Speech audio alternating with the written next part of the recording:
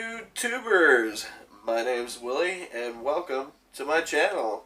Today I have for you Reaction Request 195 Descent of Angels Part 1. This is part of Arch Warhammer's Horus Heresy breakdown series of the books, and was originally requested by CJ Falcon. So let's check this out, shall we? 3, 2, 1, play.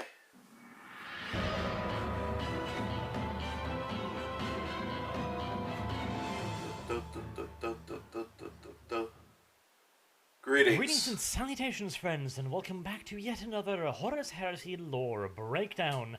We are now on Book 6, The Descent of Angels. Oh boy, I've been kinda dreading this one. The poor Dark Angels have a bit of a curse lying over them.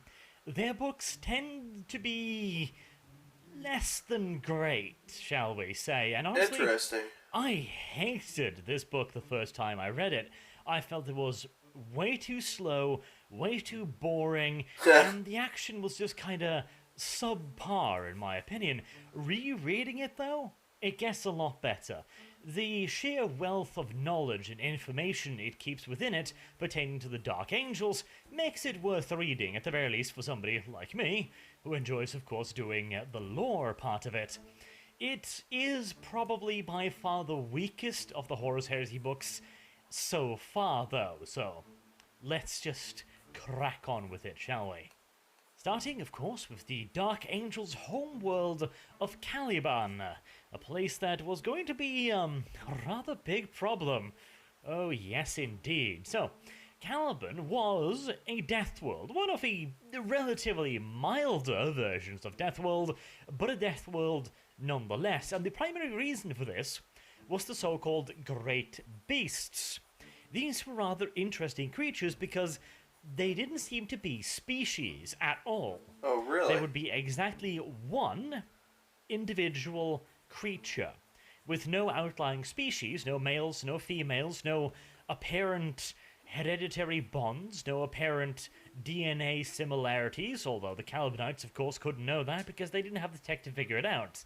The Empire, of course, did, and they figured out, well, that very same thing. And there was absolutely no suggestion that they, well, mated or reproduced in any way. Huh. Additionally, they could look like all kinds of different creepy things that didn't really have any real logical explanation. One could be a giant bird with a snake for a tail. Another one could be a massive lion with swords sticking out of its pelt. Another one could be a monstrous hedgehog with hamsters for feet. There really was no logic in it. They did all have one thing in common, though. They were extraordinarily dangerous, and they tended to nom nom anybody who got too close to them. To protect themselves against these creatures, the knightly orders were formed specifically to hunt them down and defend the various scattered settlements. Settlements, by the way, that almost always were located in the deepest, darkest fuck-off forests on Caliban. Practically the entire planet was covered in gargantuan forests or wide-reaching mountain ranges, which were essentially inhospitable to people with this kind of technology level. Speaking of tech, they had maintained some of their technology, primarily pertaining to good old-fashioned violence. They had access to primitive, though effective, suits of powered armor. They had access to chain swords, and they also had access to miniaturized bolter technology. Now, of course, a regular bolter, if it was to be fired by a human, the human would be lucky if he only broke his wrist. So these were clearly far smaller bolt weapons. They're also described as having fairly small magazines, with some even being single shots or bolt operated, but they did fire ammunition with an explosive core. There is no suggestion that they had STC technology, that being a standard template construct spitting these things out, so they had actually maintained the know-how on how to craft them by themselves. That was, however, pretty much it. They had retained very, very little of the technology. They had no motor vehicles, for example. They had very little in the way of advanced communication. The planet was essentially on a feudal level of technology. with three ruling classes. The nobles, of which there were fairly few, and they ruled over vast territories. The peasants, of course, which includes any kind of, regular people. And then the fighting class, the knightly orders.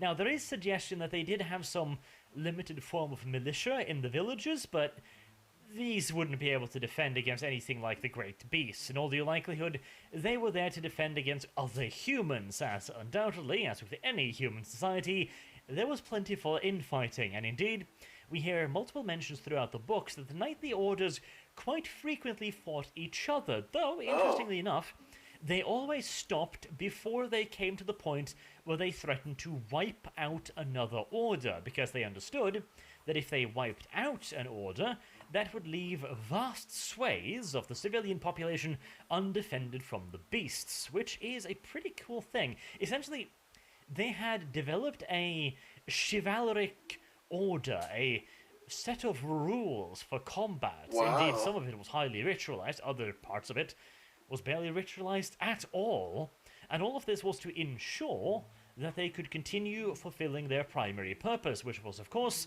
to keep the great beasts in check. It was, in other words, a very traditional society, very rigidly organized. For example, generally speaking, peasants could not become knights. They would have to be recruited from the more noble classes, second and third sons, etc. However, a new order had risen on the planet, simply calling itself the Order. Very inventive, no doubt. And this order put forth the rather radical supposition that all people were created equally, and so it would recruit its knights from amongst the peasant classes, and indeed anyone. They held the view that a man's worth was not in any way based upon his birth, but his actions. This was not particularly welcome on Caliban, a traditionalist society, and many believe that this was extraordinarily dangerous. After all, the noble class had been fighting and training to fight for generations. If they allowed this new order to establish itself and water down the bloodline of fighters, then they were of the opinion that, inevitably, their fighting prowess would diminish eventually to the point where they would lose the Great War against the beasts, and then everybody would get wiped out and turned into kibbles, which of course was not a very good thing. As such, one of these orders took it one step further. Instead of just simply bitching at them, decided to attack the new order. These were the Knights of the Crimson Chalice, who attacked the new order's fortress monastery at Aldaruk. However, the order, instead of hiding behind its walls and trying to outlast their betters, decided to sally out and charge the enemy's lines before they had established their siege properly, in a pitched battle. This, as you can imagine, was the last thing the nobles had expected. After all, they were mere peasants attacking their betters. That was ludicrous. And yet, here they came, and they defeated the knights. And not only that, they also broke with ancient tradition by hunting down and killing every last single knight of the Crimson Chalice. Wow. Something else that simply wasn't done, but it certainly sent one fuck of a message to the rest of the orders. Fuck with us, and the laws of chivalry go straight out the goddamn window. And of course, part of the reason of this rather effective order was, of course, that it had a Primarch in it, which is a pretty considerable advantage. Now, the series of events around the Order is a little bit unclear. The Order had clearly been around for quite a while before Luther, and quite a while before, of course, Lionel Johnson. It seems as if Luther found the Lion whilst in the Order. There's then a competition about who's going to be the next Grand Master, Luther, the Lion, or a brother Amarnes. It's not entirely clear who was the Grand Master before that. I'm not even entirely sure he was even mentioned. And it also isn't entirely certain that the Primarch was even around during the battle against the other knightly orders, though it seems like a pretty good bet considering how easily they beat them. But regardless, the lion would eventually rise to the top of the order, or, well, a shared position of leadership between him and Luther. Now, of course, as you can imagine, a Primarch is pretty good at doing pretty much everything that a human does, and can do it about 1,000,000 times better. And as such, a knightly order led by him was going to be pretty goddamn effective, and indeed it was.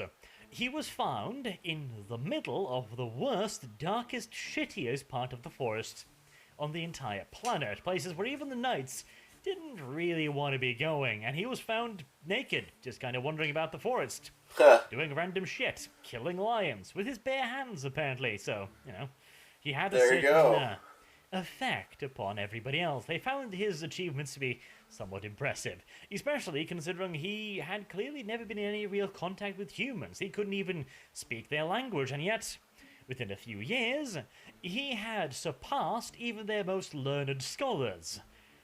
Of course, we know that that's because he's a Primarch, and as far as he's concerned, humans are the merest monkeys, but to these people who barely understand what a powered sword is, yeah, that was pretty fucking impressive. And of course, you add to that the fact that this was a rather violent society, and the lion was absolutely fucking gargantuanly massive, with arms the thickness of your average human's torso. Oh, man. His remarkable story, and his even more remarkable feats afterward, earned him the name Lion L. Johnson, which roughly translates into Lion of the Forest. And as any true lion, he could not abide any competition for that title, and so he proposed a grand crusade to wipe out the beasts. Wow. He proposed a plan that would see all of the beasts wiped out within the span of 6 years. Many of Caliban's other knightly orders was not entirely on board with this. Many of them weren't even convinced that it was even possible to wipe out the beasts, viewing them more as a force of nature rather than mere animals. They also questioned the lion's timetable. 6 years seemed a bit quick to carry out a planetary campaign of genocide, but Lion was sure he could do it. He couldn't. It took 10 years, but hey, 10 years to achieve what everybody thought was impossible is still pretty good. And at the dawning of our story, where we are introduced to our real main characters, Zahariel and Nemiel, he's pretty much done with his little campaign. Lionel Johnson has viciously murdered all of the majestic animals that once reigned the green forests, leaving behind him a corpse of brutalized poor little kawaii animals. All they wanted was to be left alone to eat people. And yet people still think that Conrad Curse is the bad guy. Anyways, that's enough about Lionel nonsense. Let's move on to, as I said, the real main characters, Zahariel and Nemiel. One of which is, of course, a Psyker. The other of which is going to be heading in a somewhat different direction. They are both sons of the nobility and have been competing with each other their whole lives. This competition has driven them towards excellence, and it was well recognized within the order that the two of them were likely to do very well indeed, even drawing the notice of the lion himself. Nice. And without knowing it, Zahariel was a witch. A filthy, dirty, little mutant psyker. Well, not really the filthy, dirty part, but a psyker, most definitively. We even get some very early hints at this. So, Zahariel, just like all of the other recruits, had to go through the initiation ceremony. All you had to do to become an acolyte of the Order was survive a single night standing outside the Order's fortress in the middle of fucking winter without a coat or boots. Additionally, they were not allowed to move around, or eat, or sit down, or relax in any fashion. Now, it might sound like surviving a single day outside the walls couldn't possibly be that bad, but you'd be surprised. Zahariel and Nemiel both remember that it had been snowing for quite a while. That means that the temperature is somewhere around 0. Now, snow can be formed all the way up to 3, 4 plus even, and 3, 4 minus, not usually a whole lot more or less, which means we're looking at Still temperatures very between cold. -4 to +4 in extreme circumstances, but generally speaking around about 0. Now, standing outside without boots, without a coat, and without being allowed to move around much for a whole day and a night in the snow is going to be a remarkably shitty experience. Now, you're unlikely to die, although you could, depending on the temperature, and you probably wouldn't suffer from permanent frostbite. Maybe 2nd degree if you're unlucky, but relatively unlikely. 1st degree, probably, but that's not permanent. But trust you me, a couple hours of that, and you're not going to be wanting to stand outside for very much longer. It is a real test of endurance, no doubt, and I mean, the acolytes could be unlucky, and it could be a particularly cold night. If it starts approaching -10, 20, which is not uncommon in colder climates, yeah, you might be fucked. You might be really, really fucked. But of course, merely freezing your tiny little childlike balls off isn't bad enough. No, it's gotta be a little bit worse than that. So the Order send out their recruiters and their guards to wander amongst the kids and try and make them give up. Both, yelling at them, calling them pathetic little cum buckets, so they should just fuck off back home because they're useless and will never get accepted into the Order even if they stand out there during the night. Wow. And they'll also try to be nice, you shouldn't be out here when it gets dark. All kinds of monsters will be roaming around the walls, looking for little children. They'll suck your eyeballs out and chew them up like gummy bears. It's downright fucking disgusting if you ask me. You should come inside and be safe. We'll even give you your coat back. And of course, after a few hours out in the cold without food, a nice gentle little guard coming, oh poor little lad, you're cold, here, have some warm soup. Yeah, it requires a certain Fortitude. determination, shall we say, to ignore that. But that's not really the interesting part. Zahariel is dreaming of all of this, much later in his life in the Order. He always has the same dream about the day he got accepted into the Order after the rather cold night outside, but on certain places it always changes. I think it's giving him visions of the future. In this case, the change is there is a young boy standing next to him, a perfect young boy, standing ramrod straight, he's beautiful, he clearly has an air of nobility around him, etc. He is clearly the perfect son. And he was approached by a guard who told him that he didn't have to finish the test. The Order's Grand Master had already taken notice of him, and it was clear to anyone with eyes to see that this kid was destined for greatness. He was going to be the chosen one.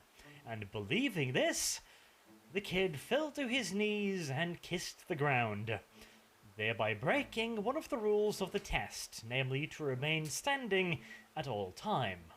And in his dreamscape, Zahariel had a unique insight into this. He understood that the chosen child had simply been told what he had wanted to hear, and since it was such a comforting lie, he simply just accepted it, and so he fell, only to then be told that he had failed the test. That sounds a lot like a certain Primarch that would also be told exactly what he wanted to hear, and would also fall, only then to much, much later realize that he had failed the test. The Primarch we're talking about, of course, is Horus Lupercal. He was told what he wanted to hear, namely that he had not failed, it was the Emperor who had failed, that he was the chosen one, and the Emperor had abandoned him. In fact, the Emperor had become jealous of him and sought to destroy him. And then we learn from the Eldar, later on, that Horus would come to hate himself for betraying the Emperor once the truth was revealed to him, and he would then realize that he had failed the Emperor and destroy himself in the fall. Precisely like this chosen child in the dream world. Zahariel's more powerful a psyche than he knows. But, of course, Zahariel hasn't got the faintest fucking clue what these dreams mean. As far as he knows, they're just dreams, even though he can't forget them. Again, There is no way for Zahariel to understand any of this. On the world of Caliban, they tend to simply just, beat to death children that show any form of mutation, and later on in life, if they manifest witchcraft, they'll burn them at the stake. Zahariel Wow. has had absolutely no instruction into any of this, and even when he is instructed into the arts of psychic powers later on, he still has no reason to really read into any of these dreams. After all, it was something he had as a child, and he doesn't really have any frame of reference. He doesn't know that Horus is going to fall, of course. So it is only Makes with a sense. great deal of hindsight and a great deal of additional knowledge that we here in our comfortable living rooms can speculate into whether or not these dreams might have been a bit more than just dreams. Also, a note on this initiation ceremony. Out of a total of 200 volunteers, only 12 remained the next morning. That is quite the rate of attrition. Now, as I mentioned, standing outside in the cold, a full day, 24 odd hours, that's going to be, to put it rather mildly, extraordinarily uncomfortable, especially for a child of all things. And whilst this ritual might be considered downright mild compared to some of the other Legionis Astartes, Yes. like for example the Death Guard and their, to put it very mildly, uncomfortable trials, it's still nothing to sniff at. Especially considering the nasty little gribblies living inside of the forest. Let us take a moment to talk about said gribblies.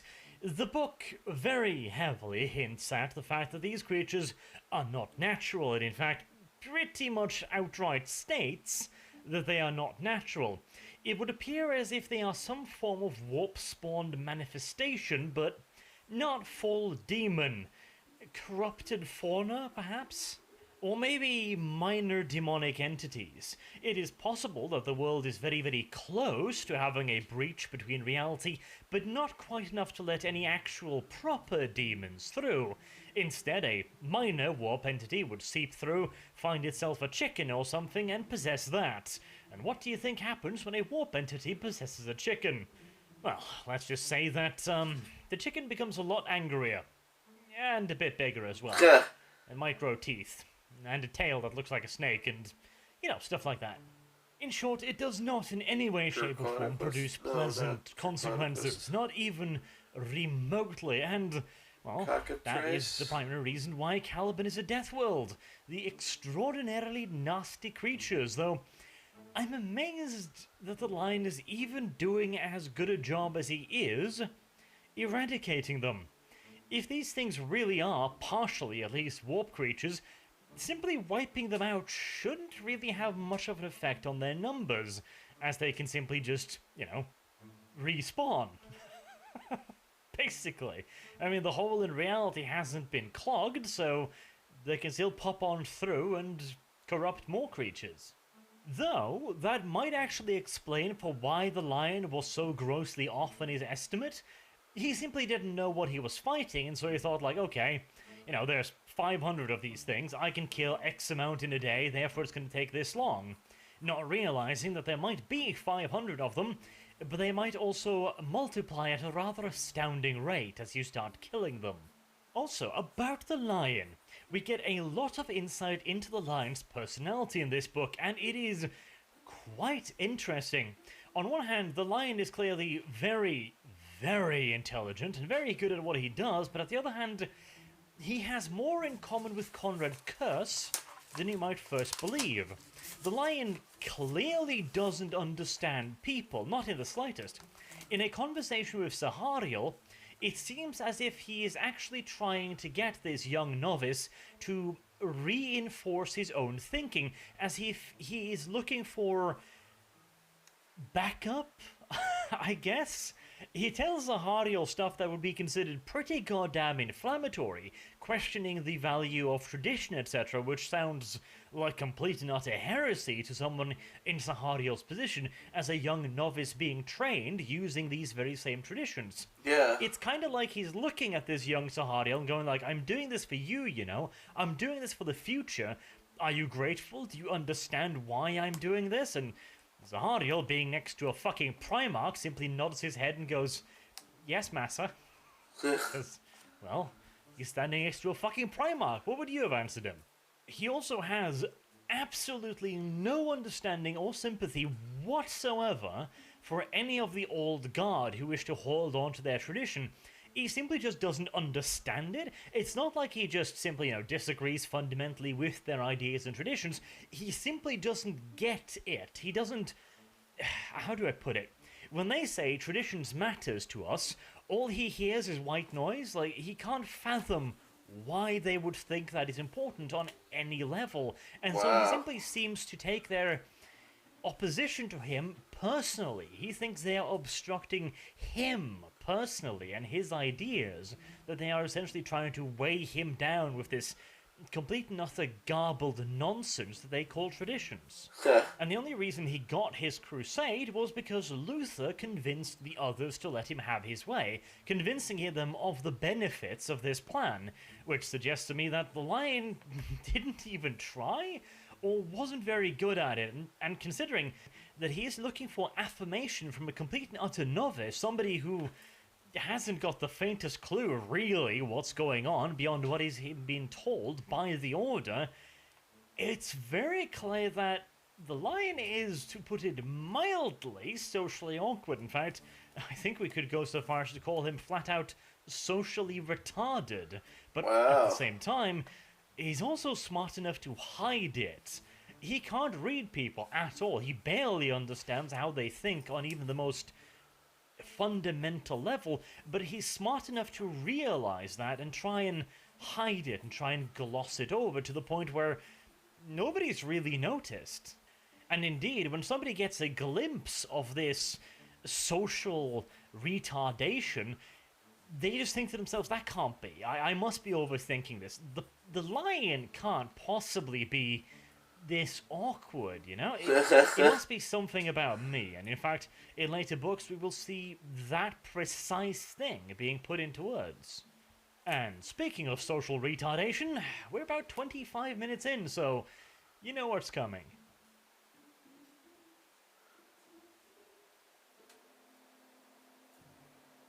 With that unpleasantness out of the way, let's get back into it. So, there are a fair few traditions that have been carried over from the early days of the Order into the Dark Angels, one of which is the idea of the Circle, both as a source of spiritual strength and also good old-fashioned real-life strength. For example, the Order used to teach its supplicants that a circular defensive formation was extremely strong, where each member of the circle could protect the man to his left. They would also have concentric circles, so that when the outer circle began receiving breaches, the inner circle would move up to prevent those breaches from screwing up the rest of the circle. They also employed this idea in the construction of the Order's hierarchy, with the outer and inner circles. Nice. The closer you got to the inner circle, the more of the chapter's secrets, shall we say, were eventually revealed to you. This was done to keep the novices unaware of the, shall we say, rather dark backstory of the Dark Angels. It was even used during the early days of the Order as the, well, how do I put this? The Order was, ever since Luther and the Lion got in control anyways, on somewhat shaky moral ground, shall we say. When the Lion proclaimed his plan to cleanse the planet of the great beasts, many knightly orders were not entirely convinced. Luther eventually managed to get most of them in line, but not all. One of these were the Knights of Lupus. Luther had apparently told them that the Lion had given them some form of assurances that once he was done cleansing the rest of the planet, he would not enter their territory in the North Wilds. Lion apparently had absolutely no idea that Luther had made this promise, and especially not that he had made it on the Lion's behalf, or at the very least that's what it appears like. The Knights of Lupus argue that they have been given these assurances, and that by entering their territory, the Lion had broken these assurances. The Lion appears to be genuinely unaware of any such assurances, though he is also clearly pushing for war with the Knights of Lupus, so Maybe, perhaps, maybe not. Huh. Then again, I honestly would be surprised if he did know, because the Lion really does not strike me as the kind of guy who'd be making any kind of compromises whatsoever. And he's definitely not the kind of guy who would lie to further his own goals. Not necessarily out of a sense of nobility, but because, well, like I said, he doesn't really understand why the other party won't just simply obey him. It's far more likely to simply piss him off rather than him making any sort of concessions, and lying to them and saying that he'll leave them alone, well, that definitely would be a concession. It's also quite interesting how he doesn't even entertain the possibility that Luther may have done this. The Grand Master of the Knights of Lupus tells him flat out to his face, Luther gave us these assurances, and he basically told us that you also gave your assurance, and the Lion just hand waves it away. Wow. Clearly, he doesn't give a shit about the Knights of Lupus or anything they have to say, which is rather interesting. Now, granted, again, the Lion is a relatively simple creature, socially speaking, so, you know, he could genuinely just go like, there's no way Luther would have done that, are you retarded? And just kind of, you know, hand wave it off, because as far as he's concerned, it's basically impossible. It is quite interesting, though, considering all of those nasty little books he'd eventually found in the Knights of Lupus's possession.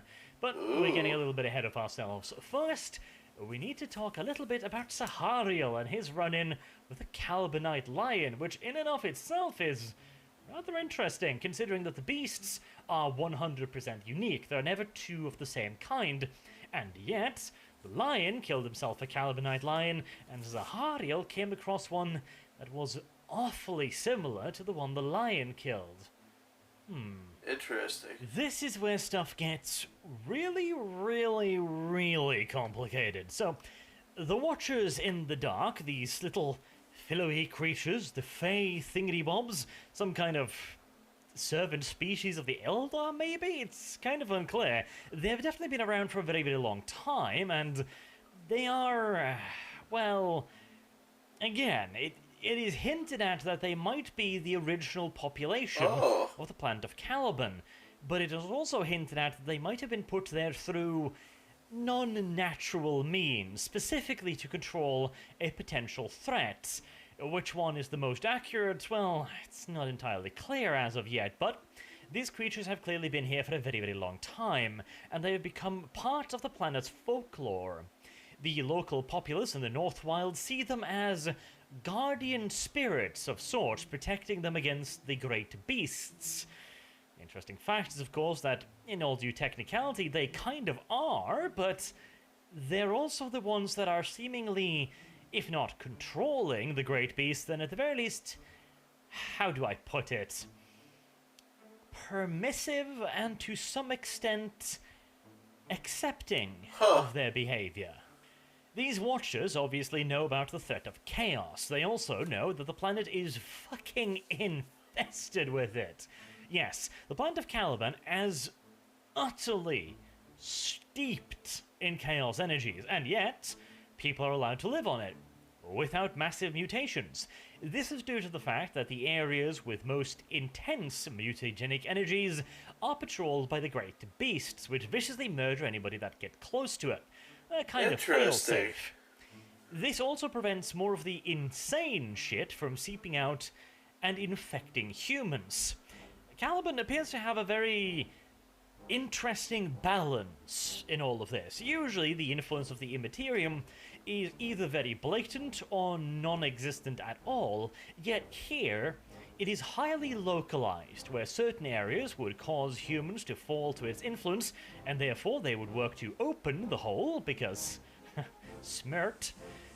Yet here, that's not really the case, because the areas that actually have high quantities of this corruption is so very localized that nobody outside of it, or, well, nobody, very few outside of it is actually affected. And the few that are affected, well, they can try and open the hole, but, well, pussycat nom nom. So, that's a bit of a problem. Num num. Which also, of course, brings into question the nature of the great beasts, since no two are alike, which suggests chaos influence, and yet, now we have ourselves a second Calibanite lion. Now, naturally, this could simply be because the author was like, well, the lion killed one, so wouldn't it be really cool if this guy killed one as well? But if that isn't the case, perhaps, just maybe, certain areas are guarded by specific creatures in regards to how threatening or dangerous that area is. Perhaps this Calibanite lion was the same, quote-unquote, that the lion killed, except, after a few weeks, years, months, whatever, it was essentially recreated to again guard over the area because of the particularly nasty shit that lived in that particular area. And it is very, very clear indeed that the Watchers did not want anyone to show up there. When Zahariel came wandering in looking to avenge Brother Amanis, who had also been eaten by the Calibanite lion, he was assaulted by some form of psychic attack that tried to drive him off with thoughts of his own lack of importance and inferiority, how he couldn't possibly deal with this Calibanite lion, etc. Which, to be fair, he probably couldn't, but, plot armor and all that. I mean, for fuck's sake, even the lion struggled to beat one of these things to death. Granted, he did it barehanded, but, he's still a Primarch and all that. Poor little Zahariel, however, had to resist the psychic attacks the good old-fashioned way. Probably helped, at least in part, by the fact that Zahariel also was a Psyker. And so he started to shout at the voices in his head. Which is a brilliant fucking idea when you're hunting a gigantic monster lion with teeth the size of swords. But, Usually. well, details. The voices in one's head is clearly far more important than being om-nom-nommed by a massive pussycat.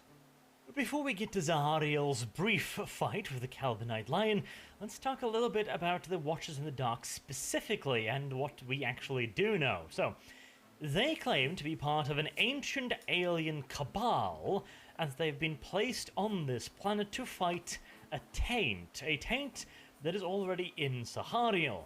Alright, so the taint is chaos, that's pretty much clear. As for an ancient alien cabal, well, we'll hear more about that later, but we do know what that is too. An alien cabal that really, really dislikes humans. Now, of course, there could be more alien cabals besides just this one, but the way they talk about humans, yeah, I'm pretty sure it's the same one. And considering their general dislike of humans, I doubt they were put here to protect the humans. If anything, they were there to keep the humans away from this taint.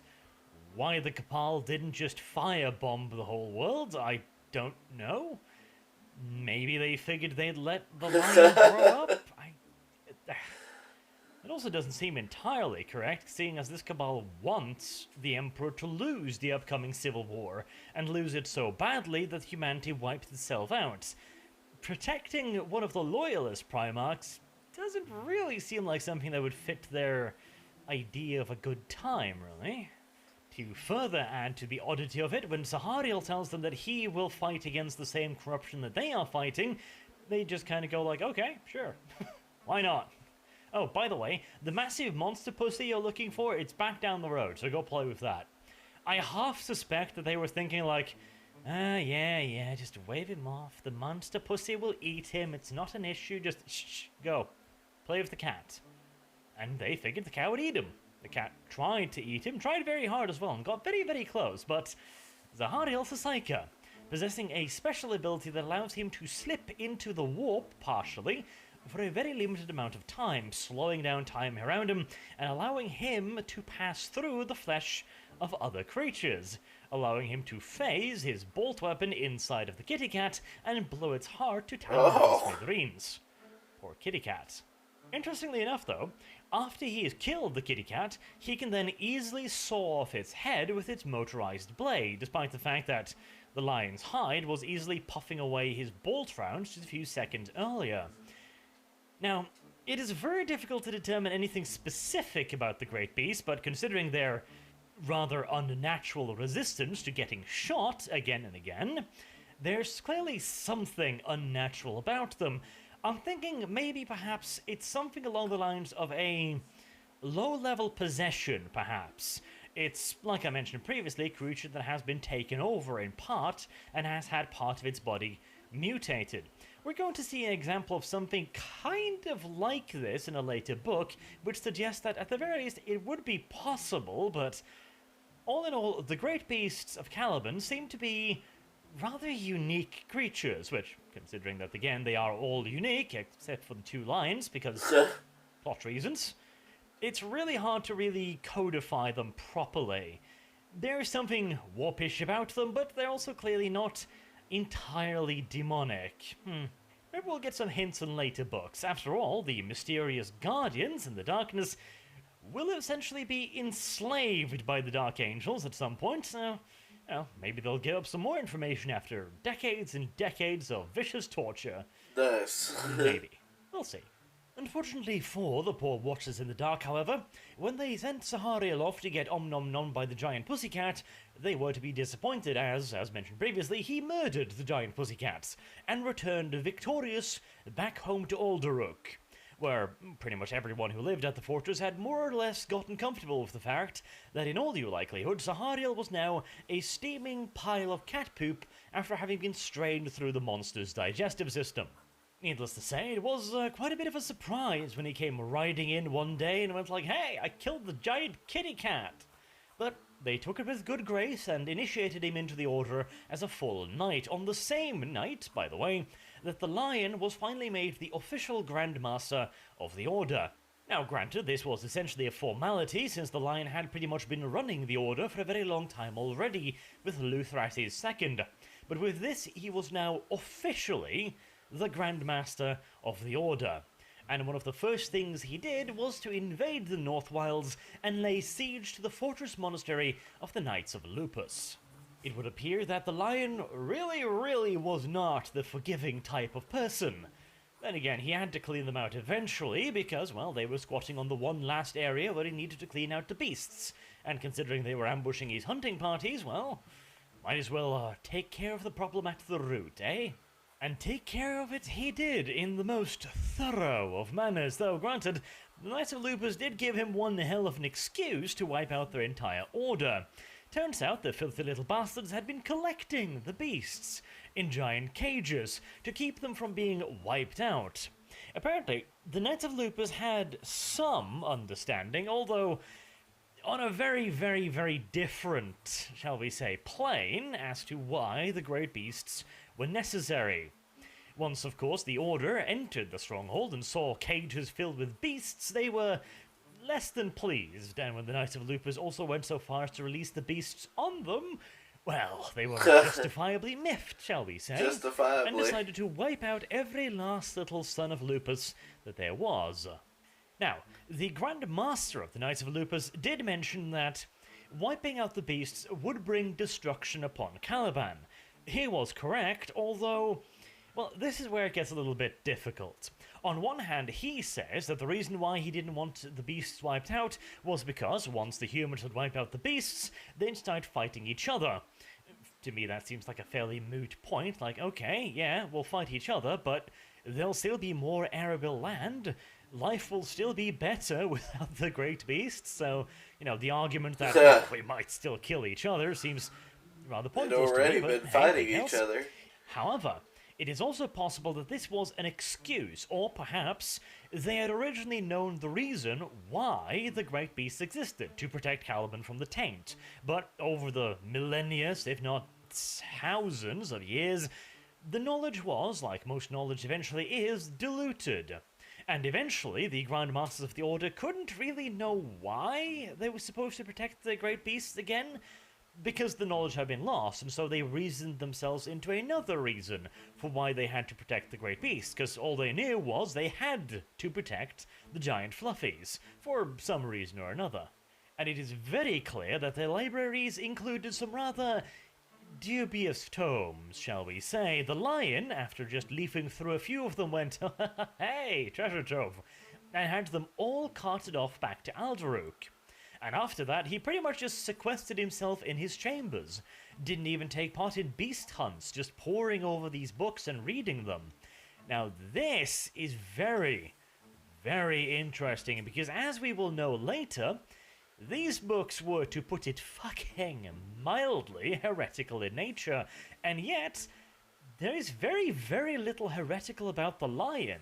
Hell, there isn't even a whole lot of a hint about the suggestion that he might know anything particularly heretical. In fact, he seems to behave as an exemplary son of the Emperor throughout the campaign, at least up until the books I have read. So, that's rather interesting. On one hand, as we will experience later in the next Dark Angel books, it had a rather detrimental effect on Luther, so perhaps the Lion is just really, really good at resisting the taint. And considering he spent a lot of his early life in the North Wilds, which was filled with the taint, maybe this was the Lion's special gift, being incredibly resilient to the taint of chaos. It makes a certain sense, doesn't it, for him to be raised on a planet where they have to hunt the great beasts, great chaotic beasts, and him being resistant to their taint. Perhaps the Emperor was, in Lionel Johnson, trying to forge a weapon specifically against chaos. It's a rather interesting implication, isn't it? Anyways, we're out of time for this episode. I think we'll probably be able to do with just a two-parter for this book, so until next time, I have been Arch. Thank you very much for listening, and I hope to see you all again soon. You too, Arch. Have a good day.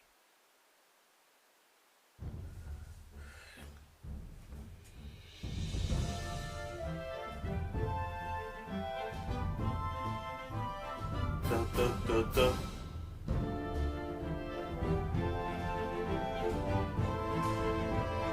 Dun, dun, dun, dun.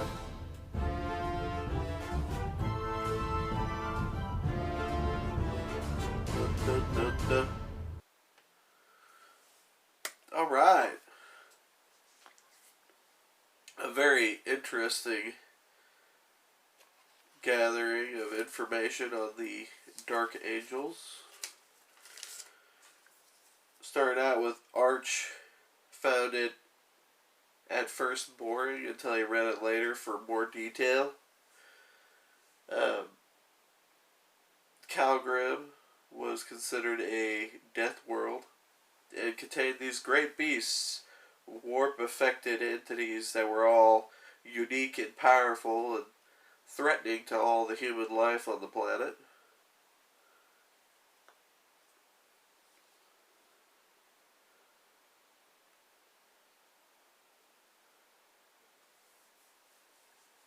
The planet had large orders of knights and basic people that had, at the very least, basic power weaponry. Very traditional society. The Lion eventually came out of the wilds and declared that he was going to have a 6-year campaign that became a 10-year campaign of killing the mystical beasts off, which could have been good, could have been bad, considering they protected from the taint, at least according to the Watchers.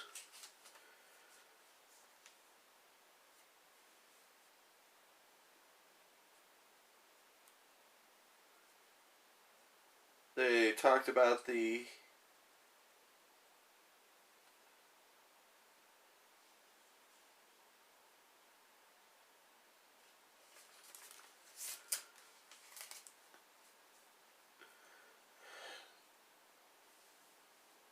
Lion not being able to understand people. And they built their chapter around circles. Traditional things like circles of communities. Battle tactics using circles and circles to control the power system of how the leadership was dealt with.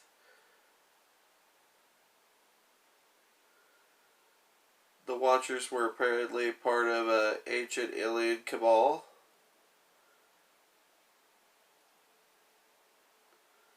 Eventually, Surreal, a powerful psyker, not quite aware of this yet, managed to kill a lion-like beast similar to the one that the lion killed.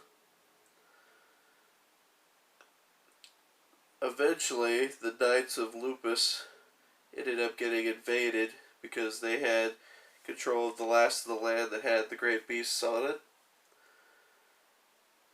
and were collecting the Knights of Lupus had been collecting the great beasts and a large collection of books, which once they were defeated and all the creatures were killed off, the the lion began studying these books. Very interesting stuff to learn about. It'll be interesting to see where this particular book goes from here, involving this psyker and the lion. So, can't wait to get started on the next one. I think I'm going to leave it there. Willie, out. If you liked the video, stay tuned for more content. And as always, feel free to leave a comment. Have a good one.